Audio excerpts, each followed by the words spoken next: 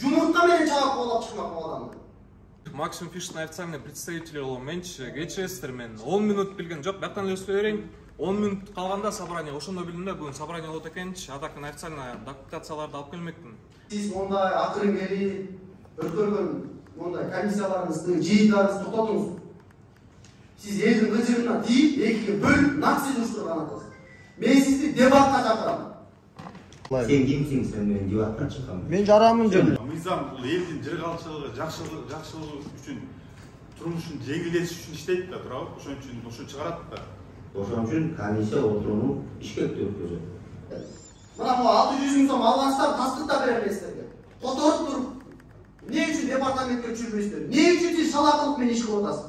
Мамлекет башчылыгынын дагы өкмөттүн дагы саясаты ушул болот. Ошол жакта түшө турган салыкты көбөйткүлө. Башка чет өлкөдө жүргөн мигранттарыбыз келип ушул жерден иштесин. Ошолорго шарт түзүп бергиле. Инвесторлорго жазымдуу шарт түзүп бергиле деген тапшырмаларды коюп атат бизге. Бир нече миң сомдорду алган, 600 000, 700 000 сомго чейин алган. Мен тастыктап буга чейин да алчылып берем. Ошол келип жаткан компаниялардан алган. Анан майз өнүгүүнү айтып атабыз биз. Биз атайын Айыл чарба министринин буйругу менен ушул Токтогул районундагы элге ушул Токтогул суу сактагычыны балык уулоо боюнча, тартиби боюнча, жоосу боюнча пайдаланууга берүүнүн жол-жобосун түшүндүрүү максатында келип атабыз. Иш-чара атайын Кыргыз Республикасынын мыйзамы менен жалпы каралган. Ал мыйзам аквакультура, балык уулоо, суу биологиялык ресурстары жөнүндө Кыргыз Республикасынын 2021 жылдын 17 мартындагы номер 35 мыйзамында жазылган. Мамлекеттик маанидеги суу сактагычтар конкурстук негизде берилет деп жазылып турат да. Мыйзам чыкты, ал жерде бир гана Токтогул эмес. Орто Тогой суу сактагычы, Соңкөл, ошол сыяктуу ар биринин тизметтеп жазылып турат. Ошолорду биз конкурстук негизде беришибиз керек деп атабыз. Биринчи иретте конкурс өткөндөн кийин, ошо талапкердин институту алгандан кийин суунун үстүндөгү акваторияда бар, ошо участоктор бөлүнүп, аныкталат. Токтогулдун алуу инспекциясына вактылуу болобу, же таптакыр келип бияка учетто турабы? Бунун баары бияка турасын деп учетту, андай мыйзам жол бербейт, андай да калдырабыз. Бирок бул рекомендация болот, дополнительный балл плюс болот да. Токтогул балыгынын азыр сиздерде бизде 29 садок салып турабыз. Ошолордун уруксат сиздерден алынган эмес барбы? Жоопкерчиликтерге Бешке чыксаңар, келишим балык чарба департаментинин ортосунда жок. Келишим түзүлгөн эмес. Ошол азыр бизде демиргеч топ түзүп, ошол бир кишини кызыкчылыгына карап, элди ызычууга салып аткан адамдар болуп атат. Сиздерге чейин ызычуулук барды, мыйзамды, ушуларды сыйлабастан ар кандай ызычуу эл жүрүштү кылабыз деди, митинг кылабыз деди. Анан азыр ошол жерде мыйзам салынып турган садокторду билип туруп, ошолорду тартып, элге биз ошолорду чыгарышпай, жашырып, бир кишинин кызыкчылыгына монополия кылып беребиз деп сиздерге канча барды. YouTube'да да жүрөт, мен жалган айтпайм. Анан бул бир кишинин кызыкчылыгына, элдин кызыкчылыгына жараш керек болчу да. Азыр мына сиздердики баардыгы мыйзам жол менен, мыйзамдын бир эмесинен чыкпай келатасыздар. Ушул дагы бизде элдердин балдардын кайрылуусу ушул Торкендеги ушундай эле бөлмөлөргө суунун жээктерине балык баксак болобу деген сунуштар менен кайрылабыздар. Ошолорго Токтогул балык жоопкерчилиги чектелген коомунун директору Майрамбек мырза. Ушул жерден налоговый инспекцияга мен так санын билбейм, 3 миллиондон ашык налог төктүм деди да. Анан эгер мыйзам бу жерде садокторду коюп атса, эмненин негизинде налог төктү? Бул суу сактагыч эмдиги жылы 50 жыл болот да, водоемдо. Буга чейин неге ушул чарба уюштурган эмессиздер? Эксперимент жүргүзгөн эмессиздер? Балык өстүрүүгө деп оборудование алып келген экен сырткы Россиядан сеятчы. Ошондон төктү 3 миллион 153 миң НДС. Подоход салгын төлөп атат азыр эме 22.265 сом подоходко отчет берип. Айдар деген мырза отурат. Айыл өкмөт. Договор түзсүңүздөр, 10 миллион жылына киргизем деди сиздердин айыл өкмөтүңүз. 10 миллион эми биздин айыл өкмөттөр үчүн аябай чоң акча да. Ошол көлдүн үстүнө барып өстүрсөк болот экен. Көлдүн ичине барып өстүрсөк болот экен. Анан чоң сууларыбыз бар, мына Чычкан суусу, Узун Акмар суусу, Торкел суусу, Бала Чычкан, андан башка суулар бар да, акы толуп келе атат. Ошолордун баарын уюштуруп алып туруп, анан бир ынтымакка келишибиз керек да. Бири-бирибизге бук тозо бербей, ынтымакка келип, ушул жерде балыктын өндүргөнүн көбөйтүп, анан аны жөн эле чийип сатып эместен ушул биздин районго жанагы кайра иштетүү ишканаларды коюп, анан тиги экспортко чыгарганга баарыбыз бирдей аракет кылышыбыз керек да. Баары кандай болсо дагы бияка инвестор керек. Биз өзүбүздүн күчүбүз жетпейт. Биздин мамлекет башчылыгынын дагы өкмөттүн дагы саясаты ушул болот. Инвесторлорду алып келгиле, өнүккүлө, ушул жерге жерлерде мындай жумушчу орундарын түзгүлө. Ошол жакта түшө турган салыкты көбөйткүлө. Башка чет өлкөдө жүргөн мигранттарыбыз келип ушул жерден иштесин. Ошолорго шарт түзүп бергиле. Инвесторлорго жагымдуу шарт түзүп бергиле деген тапшырмаларды коюп атат да бизге. Мен бешекке айтайынчы, ушул сууга ошончо таза салынды, ошончо балык бакты, ошол суу билесизби, суу азайган сайын балык көп болсо, сууга жытталып кетет. Иче албай, жыйна албай да калат. Ошону билесизби? Ушул департамент начальник болуп. Мыйзам бул элдин жыргалчылыгы, жакшылыгы үчүн, турмушун жеңилдетиш үчүн иштейт да, туурабы? Ошон үчүн ушуну чыгарат да жогорку кеңеш. Биз сунушташыбыз керек. Болот. Мыйзамды, проектини жазып депутатыбыз аркылуу жогорку кеңешке сунушташыбыз керек. Сос пакет ушу баарыбызды бириктирет да. Ошол кызыкчылык элдики ушул. Максим Фиштин официальный представитель болом менчи кечиресиздер, мен 10 минут билген жок, бияктан эле сөйлөй берейин. 10 минут калганда собрание, ошондо билдим да, бүгүн собрание болот экенчи, атакын официально документацияларды алып келмекмин. Подготовленный келмекмин да, бирок четтен суроолорду уктум, ошо чет жарымынан жооп берип кетейин. Балык боюнча 22-жылы 12 август Экономист деген сайт бар. Экономистте жазылып турат 4 миллион белый толстолоб салынган. Токтогул балыгынын Максим Фиш компаниясынан. Сиз айткандай эле автоинспекция жакта кабинет жасалган. Андан сырткары жаңы айыл аймагынын структурасын кичине өзгөртүп, жолдор жасап, ар ичин системаларга турбалар коюлуп, көп эле эме иш жасалып келаткан. Өзүңүз билесиз, швейцарец. Ага жардам берем дешкен. Анан кийинки вопростордо ал мисалы үчүн кыргызча сүйлөй албайт. Ошондой эле суроолорду переводить этип туруп, ага түшүндүрүп эметебиз дешкен. Азыркы учурда Максим Фиш башка компания, Токтогул балык башка компания. Урматтуу тургундар,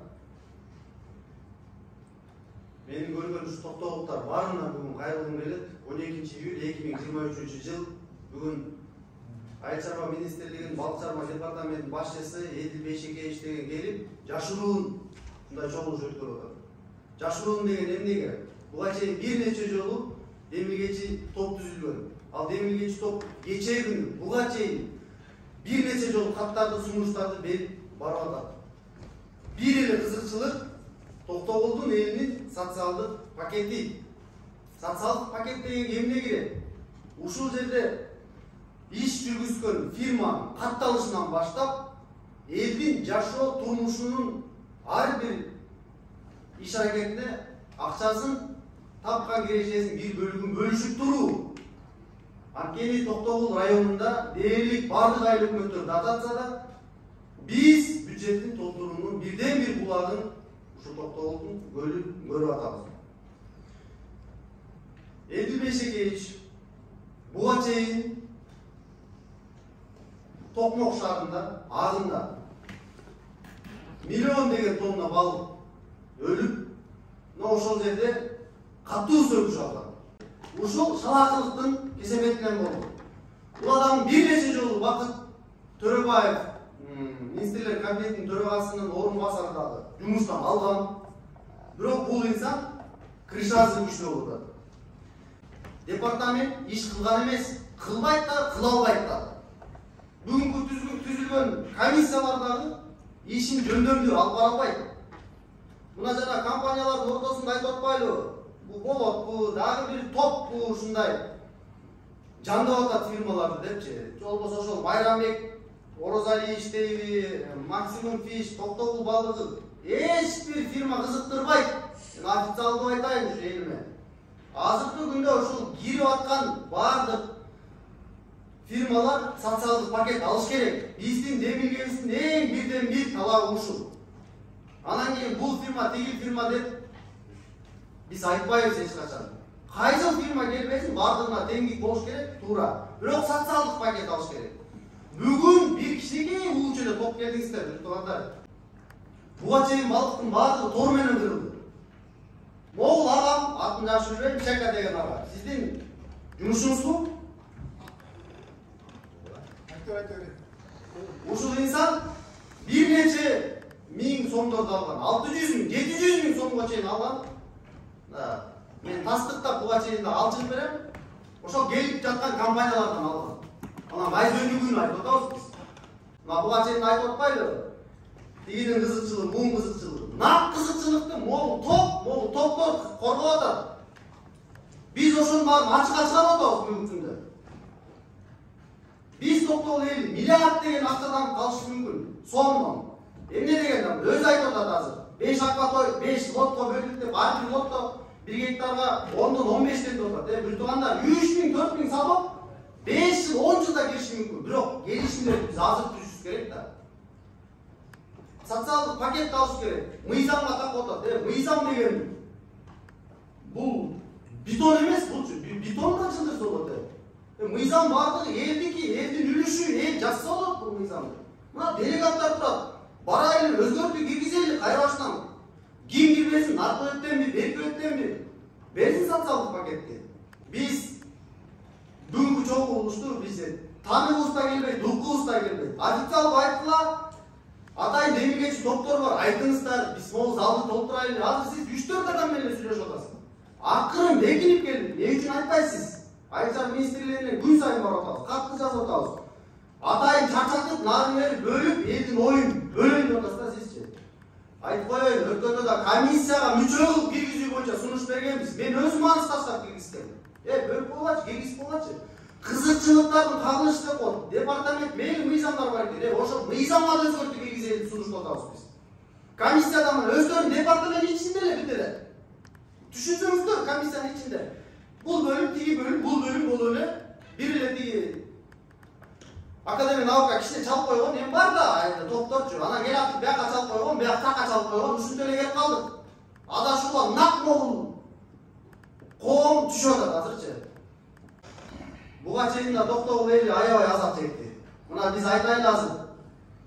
Объемун деле жакшы билбейт экенсиздер. Урматтуу Айыл чарба департаментинин башчысы, балык чарба департаментинин башчысы.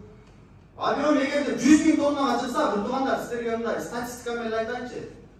Ар бир фура дейчи, стандарт ошондой 25-20 тоннадан эле ташыйт. 5000 тонна балыкты 5000 фура ташыйт. 5000 бир жылда. Эми 5000 дагы жем алып келет ошол фуралар. Кайсы жолдор менен келет? Кайсы жак менен келет? Биз мына шаардын кеңешинин депутаттары, мына мэр өзү турат. Биз жолду эптеп адамдар менен бул ысылдашайлы 1 сом 2 сом менен эптеп жол салайлы. Тага бекер 100 сом 180 сом айтып атпайсыздарбы? Бул жака түшпөйт ал, туугандар. Бул жака да түшпөйт ал. Департаментке түшөт, департамент деген акимге баш ийбейт. Кетти мамлекетке. Бекин өтүп атат. Эртең ар жерде комиссия өткөрүп, болду ушу менен бөлүп баштайт. Анан барып туруп анан биз чыксак, айтсак, анан силер баскынчысыңар, анан кийин айтат, анан кийин мыйзам бузуп атасыңар, силер абаргенсиңер дейт. Бизди түтүп атат. Биз инвесторлордун укугун коргоп атабыз бүгүн. Ишкерлер келсин, иш кылсын деп атабыз. Бирок булар ошол быйттап өтүп, эл менен кеңешпей, бир алсыз мекен болуп атат да буларчы. Кагыштырып атат келечектечи. Кагыш эми башталып атпайбы? Айыл өкмөттөрүн бирин да дотациядан чыгара албайт. Буга чейин канча деген ушул район башчылары болду, бирөө чыгара алган жок. Акылбек Алакунович туура айтып атат. Бул бирден бир чоң Керешенин булагы. Бирок эл алыш керек өзүбүздү. Жанагы Токтогул балыгын айтып атабы? Знает, не знает. Ушундай айтайынчы. Түшүнүңүздөрчү. Бирок ал кылып аткан киреше болжак алып келип аткан. Эбегеси чоң болуп атат. Эми бөлөк кирип келаткан компаниялар ана мен билбейм алар каяктан өткөрөт. Келсинчи могул жерден сурайлы ошону. Ошон үчүн комиссияны могул жерге өткөрүлөт атабыз. Сурайынчы биз, эмне кыласың?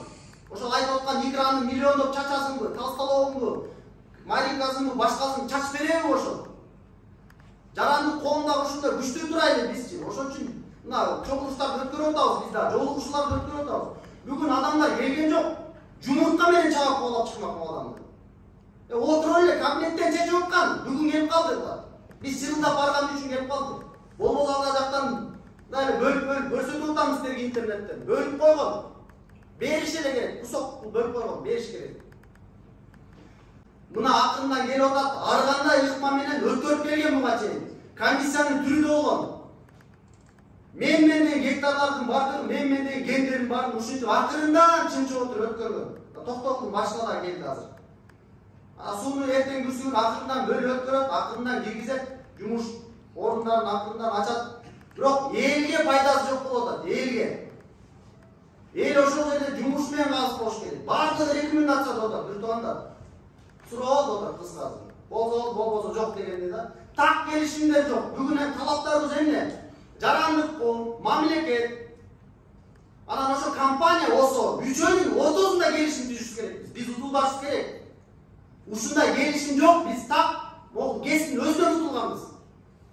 ГЭСтин өзүнөн утулганбыз. Мыйзамдарга такап келсек, биртугандар, мыйзамдарда биз ар бир киловаттан киреше алмакпыз, биртугандар. Киловаттан. Жылдап тенденция менен көбөйтүп атат спецфонддун акчасы, биртугандар. Ойлонойли бизе. Ар бир килограмм балыкты айтып атат. Туура ар бир килограммдан 1 сомдон берсин ар бир килограммдан. Иштеп атпайбы биздин көлдө? Элде жумуш менен камсыз болсун. Ар бир айыл өкмөт, шаар бардык бюджеттерине толтуруу болсун. Ушул жерге катталсын бардык фирмалардын бардыгы. Анан алар укпайт экен, рекомендация кыла алабыз. Рекомендация кылса мыйзамдарды өзгөртүү менен барабыз анда биз. Урматтуу биртугандар, фирма айтып атпайбы? Артында эч ким жок, анан фирмалардын ичи таза. Баа бөлөк компаниялардын баары эле таптаза. Аны сыртынан бирөө каржылап турат. Билбей деген маалымат жок экен. Мен Кытайды да видеого тартып көрсөтөм силерге. Кытай не деп келип атат? Переводчиги менен не деп келип атат? Түрктөр могул жакта исследование кылып жүрөт. Алардын баары ким алып келип атат? Компаниялар өздөрү алып келип атат.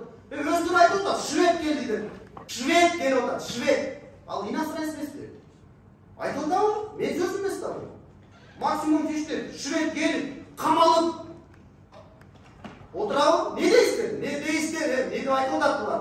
14 компания, 13 компания ичинде эч ким жок. Калп.